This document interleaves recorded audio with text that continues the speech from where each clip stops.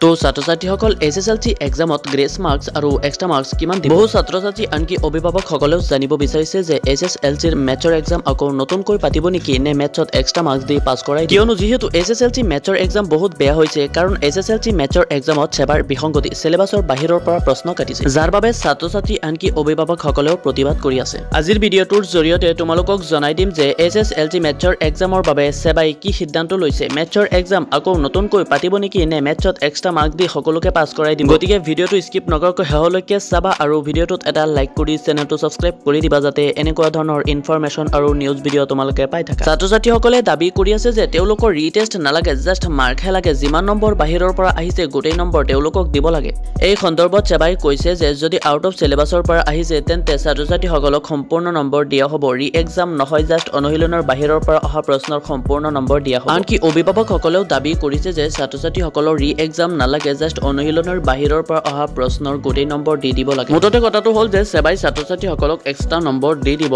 অৰ্থাৎ সিলেবাছৰ বাহিৰৰ পৰা যিমান নম্বৰ পৰীক্ষাত আহিছে সম্পূৰ্ণ নম্বৰ ছাত্ৰ-ছাত্ৰীসকলক সেবাৰ তৰফৰ পৰা দি দিয়া হ'ব